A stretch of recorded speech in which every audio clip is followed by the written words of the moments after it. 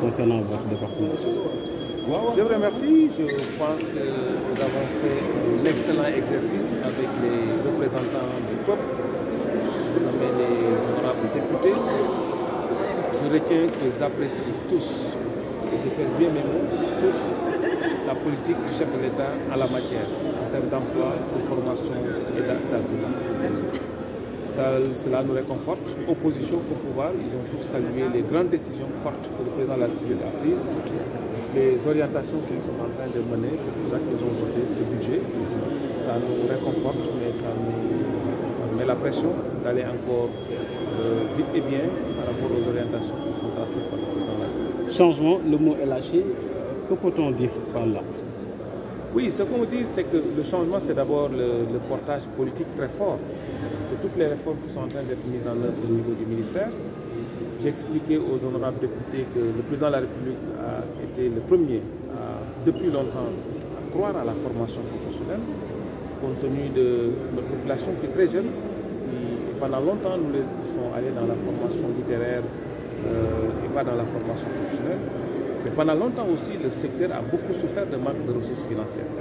Il a fallu attendre l'arrivée du président de la République en 2015 pour non seulement affecter l'intégralité de la contribution forfaitaire à la charge des employeurs de 20 milliards à la formation professionnelle. J'ai expliqué que cette volonté politique du chef de l'État s'explique aussi par l'augmentation substantielle du budget du ministère.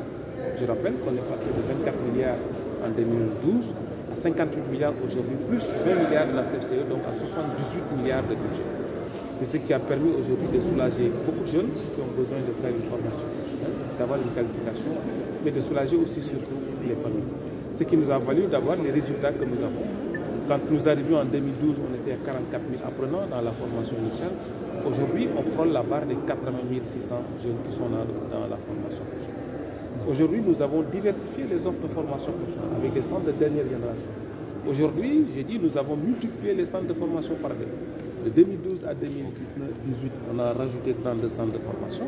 Mais le président de la République vient de décider de construire 45 centres de formation dans tous les départements du Sénégal. C'est encore une volonté politique très marquée.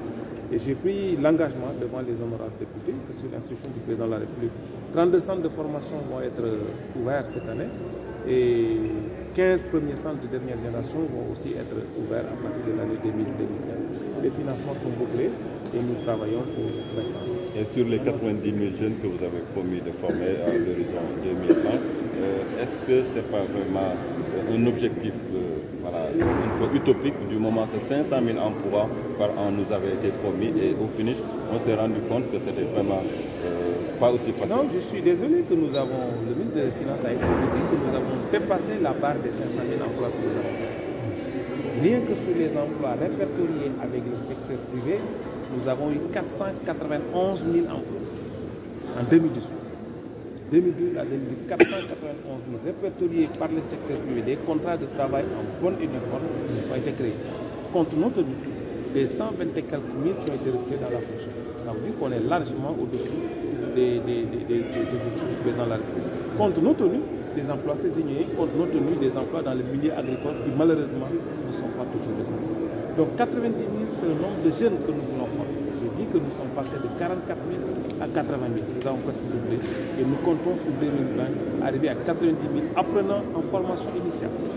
Et ça cela compte tenu des formations, la formation continue pour les travailleurs des entreprises. L'honorable député aussi à l'insertion